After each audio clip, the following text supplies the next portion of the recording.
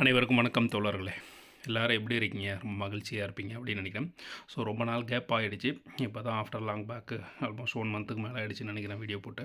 So இதுக்கு மேலே ரெகுலராக வீடியோ வரும். இதுக்கு மேலே நம்ம என்ன பண்ணலாம், ரெகுலராக படிக்கலாம். ஹெவி ஒர்க்கு அதனால் ஒன்றும் பண்ண முடியல. சரி, ஓகே, வாங்க வீடியோக்குள்ளே போகலாம்.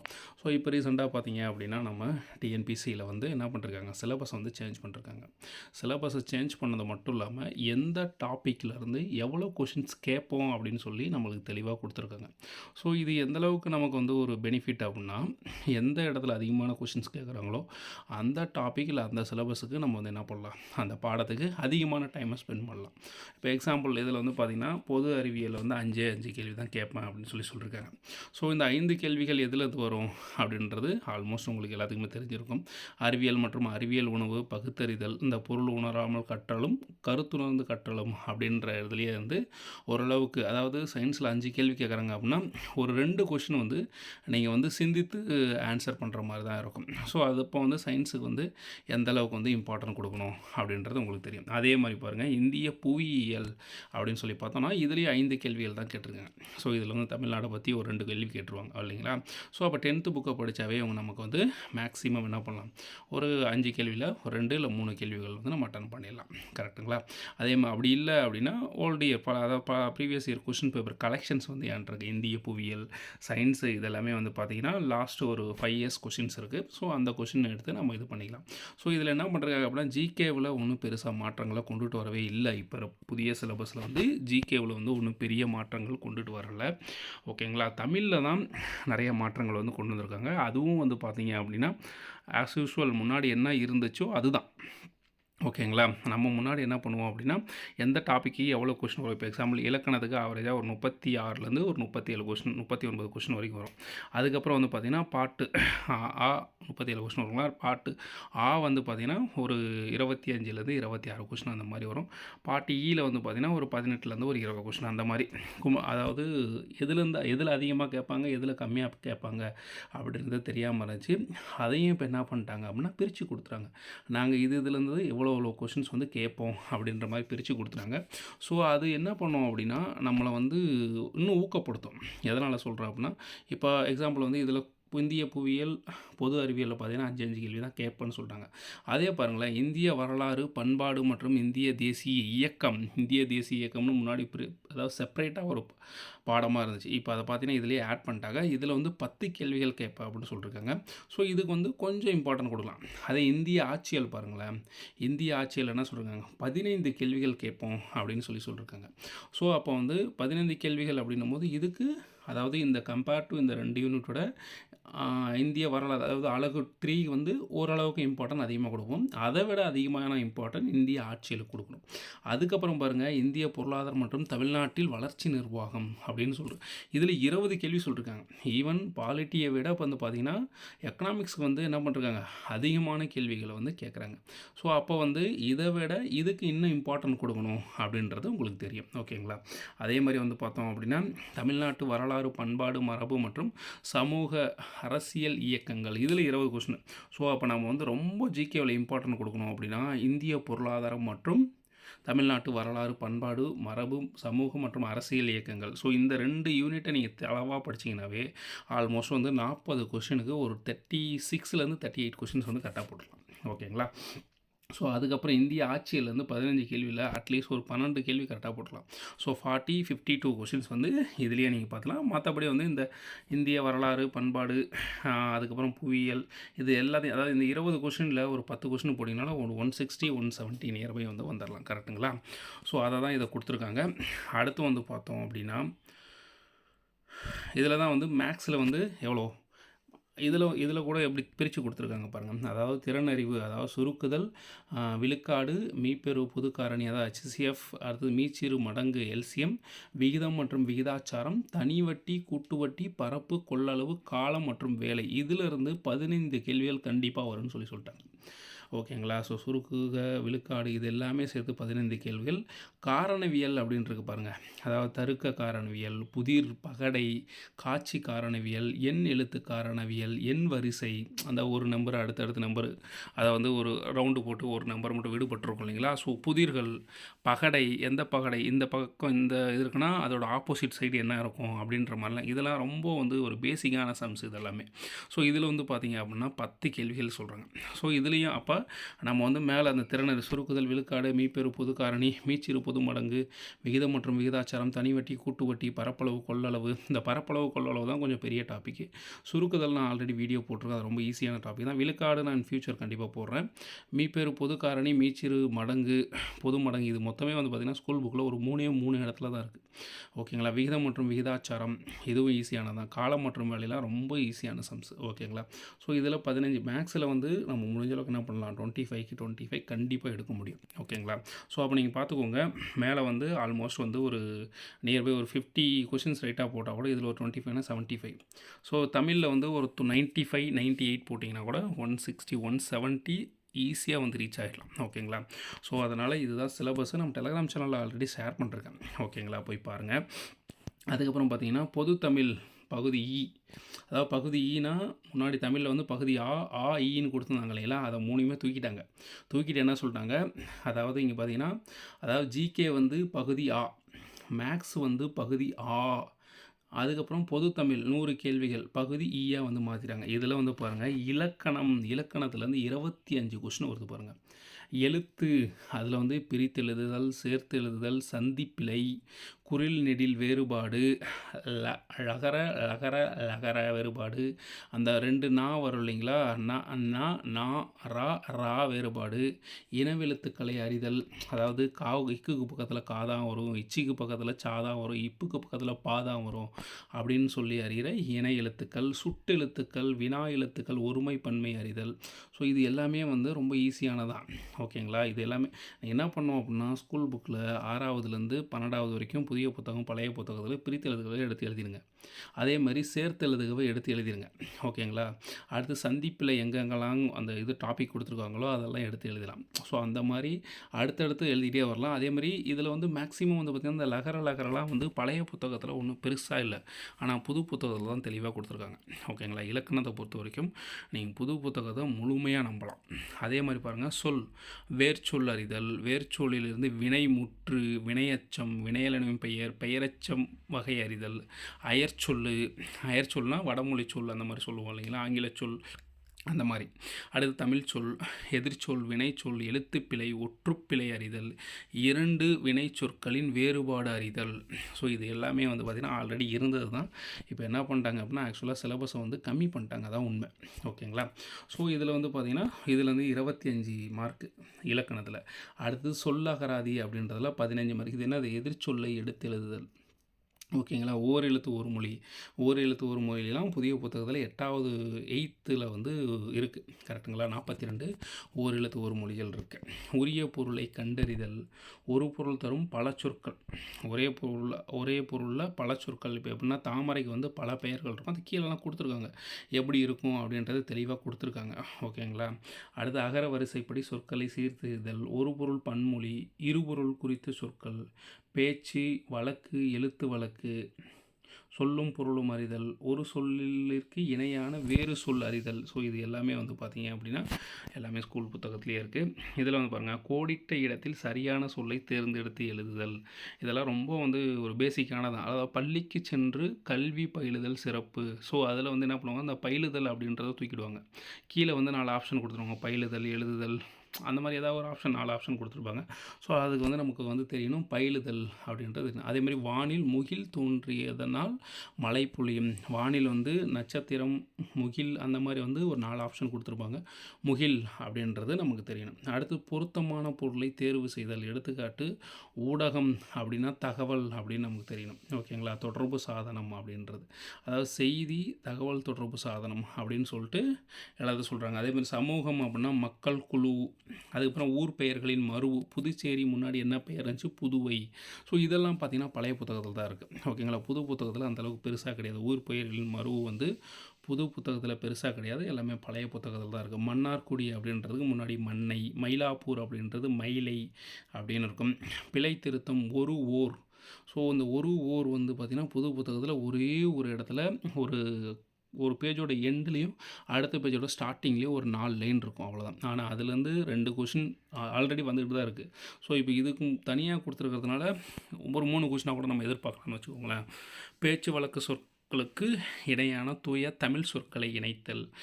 இது எப்படின்னா வெத்திலை அப்படின்றத வெற்றிலை அப்படின்னு எழுதுவோம் இல்லையா, நாற்காலி அப்படின்றத நாற்காலி அப்படின்னு சொல்லி எழுதுவோம். ஸோ அந்த மாதிரி அதே மாதிரி பேச்சு வழக்கு தொடரில் உள்ள பிழை திருத்தம். நேற்று மழை பெஞ்சது அப்படின்றது என்ன, நேற்று மழை பெய்தது அப்படின்னு சொல்லுவோம். சொற்களை இணைத்து புதிய சொல் உருவாக்குதல்.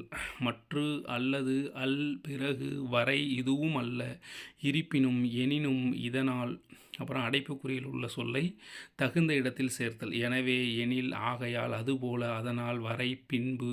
இப்போ எடுத்துக்காட்டு வந்து நான் காட்டிற்கு சென்றேன், அதனால் புலியை பார்த்தேன்.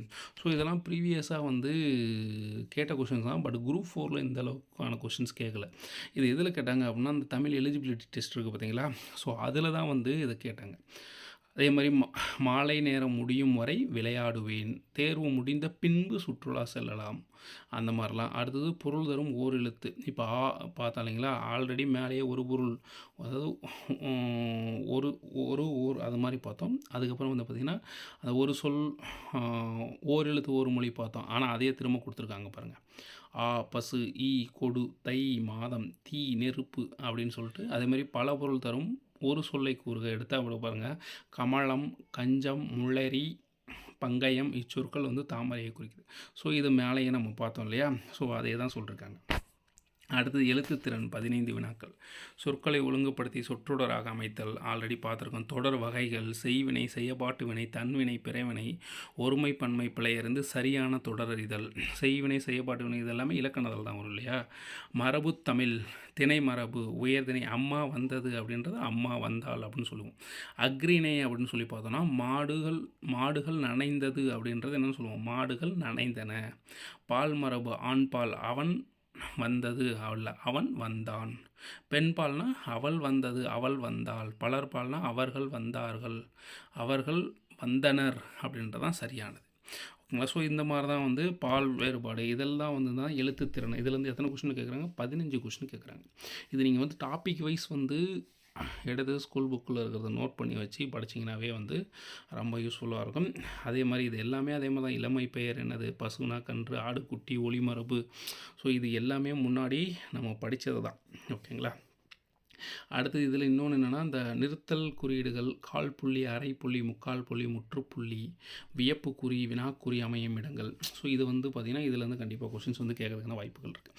இது வந்து பார்த்திங்கன்னா 7th புக்குலேயே என்னமோ இருக்குதுன்னு நினைக்கிறேன். ஓகேங்களா. ஸோ இதெல்லாம் வந்து நான் எங்கே இருக்குது அப்படின்னு சொல்லிட்டு இன் ஃபியூச்சர் வந்து நம்ம ஒவ்வொரு டாப்பிக்காக வந்து கிளாஸ் போகலாம். அடுத்து கலைச்சொற்கள். பல துறை சார்ந்த கலைச்சொற்களை அதாவது அறிவியல், கல்வி, மருத்துவம், மேலாண்மை, சட்டம், புவியியல், தொழில்நுட்பம், ஊடகம், தகவல் தொழில்நுட்பம் உள்ள துறை சார்ந்த கலைச்சொல்லுக்கு நேரான தமிழ் சொற்களை அறிந்திருந்த வேண்டும். ஓகேங்களா. இதில் கலைச்சொற்கள்லாம் என்னது, 6வதுலேருந்து 12வது வரைக்கும் புதிய புத்தகம் பழைய புத்தகத்தில் இருக்கிற கலைச்சொற்களை மட்டும் எடுத்து எழுதிருங்க. எடுத்துக்காட்டு பாருங்கள், சர்ச் என்ஜின் அப்படின்னா தேடுபொறி, வலசை, மைக்ரேஷன், ஒவ்வாமை, அலர்ஜி, மரபணு, ஜினி, கடல் மைல், நாட்டிக்கல் மைல். ஸோ இது வந்து கலைச்சொற்களில் மட்டும் எத்தனை கொஸ்டின் கேட்குறாங்க, 10 கொஸ்டின் கேட்குறாங்க பார்த்துக்கோங்க. ஓகேங்களா. கலைச்சொற்கள் அப்படின்றது எத்தனை கொஸ்டின் கேட்குறாங்க, 10 கொஸ்டின் கேட்குறாங்க. 10ல் 8 கொஸ்டின் புக்கிலேருந்து வந்துடும், கண்டிப்பாக புக்கிலேருந்து வந்துடும். மீதி 2 கொஸ்டின் எங்கேருந்து வரும்னா ஏதாவது நியூஸ் பேப்பர்லையோ இல்லை வெளியில் எங்கேயாவது மேபி அந்த வார்த்தை உங்களுக்கு தெரிஞ்ச வார்த்தையாக தான் இருக்கும். ஆனால் அந்த தெரிஞ்ச வார்த்தையை 4 ஆப்ஷனுமே சரியானது மாதிரி இருக்கும். ஓகேங்களா. ஸோ அதனால் கலைச்சொற்களை பார்த்துக்கோங்க. வாசித்தல், புரிந்து கொள்ளும் திறன். இதில் வந்து பார்த்திங்கன்னா 15 கொஸ்டின் கேட்குறாங்க பாருங்கள். கொடுக்கப்பட்ட பத்தியிலிருந்து கொடுக்கப்பட்ட வினாக்களுக்கு சரியான விடையை தேர்ந்தெடுத்தல். அதாவது செய்தித்தாள், தலையங்கம், முகப்பு செய்திகள், அரசு சார்ந்த செய்திகள், கட்டுரை இவற்றை வாசித்தல். அதுக்கப்புறம் புரிந்து கொள்ளும் திறன், உவமை தொடரின் பொருள் அறிதல். உவமை தொடர்னா என்னது, அரசியல்வாதிகள்லாம் வந்து பேசுவாங்க இல்லைங்களா, ஊமை தொடர். ஸோ அது மாதிரி தான் சொல்கிறாங்க. ஸோ அதெல்லாம் வந்து நீங்கள் நாளைக்கு ஆஃபீஸர் ஆனால் அதெல்லாம் புரிஞ்சிக்கணும் அப்படின்றதுக்காக சிலபஸில் வந்து இந்த மாதிரி ஒரு சில சேஞ்சஸ்லாம் கொண்டு வந்திருக்காங்க.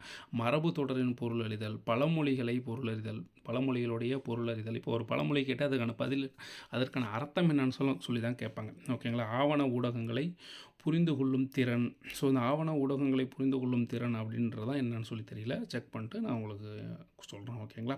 ஸோ இதில் வந்து பார்த்தீங்க அப்படின்னா 15 கொஸ்டின் வந்து கேட்குறாங்க. அடுத்து எளிய மொழிபெயர்ப்பு 5 வினாக்கள். ஆங்கிலம் மற்றும் பிற மொழி சொற்களுக்கு இணையான தமிழ் சொற்களை அறிதல் வேண்டும். பயன்பாட்டில் உள்ள ஆங்கில சொற்களை மொழிபெயர்த்தல் வேண்டும். ஸோ ஆங்கில சொற்களை மொழிபெயர்க்கணும் அப்படின்னா பென்ட்ரைவ், பிரிண்டர், கம்ப்யூட்டர், கீபோர்டு அப்படின்றதெல்லாம் என்ன நமக்கு தமிழ் எழுத்துறதுல தெரியணும். ஸோ இதெல்லாம் வந்து பார்த்திங்க அப்படின்னா எப்படி சொல்கிறதுனா, நம்ம ஸ்கூல் புக்லேயே வந்து பார்த்திங்கன்னா கம்ப்யூட்டர் சயின்ஸ் சம்மந்தமான ஒரு சில பாடங்கள் மட்டும் இருக்கும். ஸோ அதில் வந்து இதற்கான தமிழ் அர்த்தம் இருக்கும். அது வந்து பழைய புத்தகத்தில் தான் அதிகமாக இருக்கும். புது புத்தகத்தில் அந்த மாதிரி ஒன்றும் பெருசாக கிடையாது. ஓகேங்களா. ஆவணங்களின் தலைப்பு, கோப்புகள், கடிதங்கள், மனுக்கள், மொழிபெயர்ப்பை புரிந்து கொள்ளுதல், அதை பற்றி சொல்கிறாங்க. அடுத்து வந்து பார்த்தோன்னா கடைசியாக யார், தமிழ் இலக்கியம், தமிழ் அறிஞர்கள், தமிழ் தொண்டு அப்படின்னு சொல்லிட்டு ரொம்ப சிம்பிளாக கொடுத்துறாங்க. இதுலேருந்து எத்தனை கொஸ்டின் கேட்குறாங்க, 15 கொஸ்டின். நீங்கள் வந்து என்ன பண்ணணும், இலக்கணத்தை ஃபுல்லாக படிச்சிடணும். அதுக்கப்புறம் வந்து பார்த்திங்கன்னா கலை சொற்களை ஃபுல்லாக படிச்சுக்கணும்.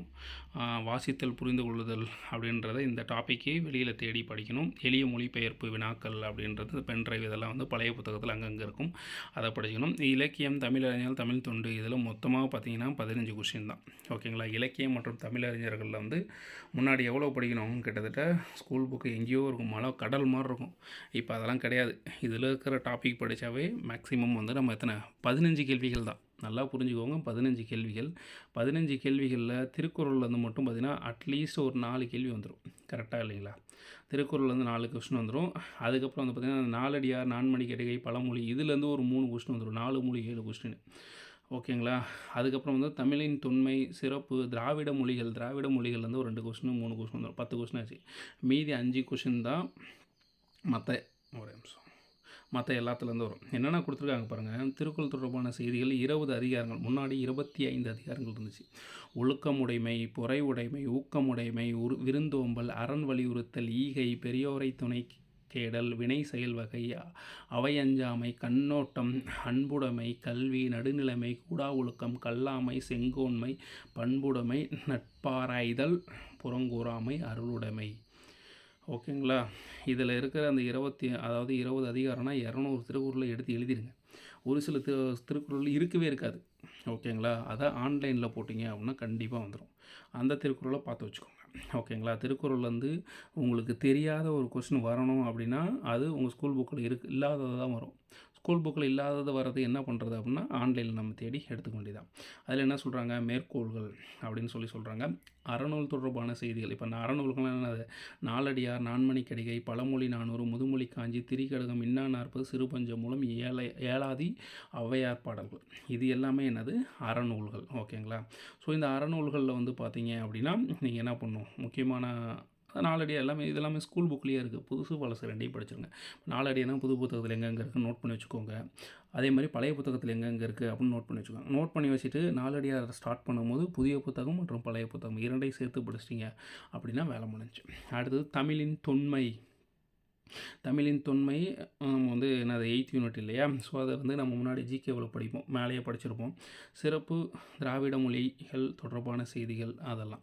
அடுத்து உவே சுவாமிநாத ஐயர், தேபே மீனாட்சி சுந்தரம், சி லக்குவனார், அவங்களுடைய தமிழ் பணி தொடர்பான செய்திகள். தேவநேய பாவனர், அகரமுதலி, பாவலரரு, பெருஞ்சித்திரனார், ஜியு வீரமாமுனிவர் அவங்க ஆற்றிய தமிழ் தொண்டுகள் பற்றிய செய்திகள். அடுத்து வந்து என்னது, தமிழ் சான்றோர் பற்றிய செய்திகள்லாம் சொன்னாங்க. அடுத்து பாவேந்தர் யார், நம்ம பாரதிதாசன். டி.கே. சிதம்பரனார், தவத்திரு குன்றக்குடி அடிகளார், கண்ணதாசன், காகிதமில்லத் தாராபாரதி, வேலுநாச்சியார், பட்டுக்கோட்டை கல்யாண சுந்தரம், முடியரசன், தமிழ் ஒளி, உத்திரங்கண்ணனார், கி.வா. ஜெகநாதர், நாமக்கல் கவிஞர்லேருந்து நீங்கள் கண்டிப்பாக ஒரு கொஸ்டின் எதிர்பார்க்கலாம். ஸோ இது எல்லாமே வந்து பார்த்திங்கன்னா நம்ம சிலபஸில் இருக்குது. இதில் பாரதிதாசனை விட்டுட்டாங்க அப்படின்னு சொல்லி நினைக்காதீங்க. தமிழ் சான்றோர் பற்றிய செய்திகளில் வந்து பாரதிதாசன்லாம் ஆட் ஆவார். ஓகேங்களா? தமிழ் சான்றோர். அவர் தமிழ் சான்றோர் தானே. அவர் பேரை கொடுக்கணும்னு அவசியம் கிடையாது. தமிழ் சான்றோர் பற்றிய செய்திகள்னா பாரதிதாசனும் அதில் ஆட் ஆவார். ஸோ அதனால் ஸ்கூல் புக்கில் இருக்கிறத விட்டுறாதீங்க. இதில் என்ன சொல்கிறாங்கன்னா, குறிப்பு பாருங்களேன். அழகு 7த்துக்கான பாடத்திட்டம் 10ஆம் வகுப்பு வரையிலான அப் டு எஸ்எஸ்எல்சி ஸ்டாண்டர்ட் பாடப்புத்தகங்களை அடிப்படையாக கொண்டது அப்படின்னு சொல்கிறாங்க. கரெக்டு தான்.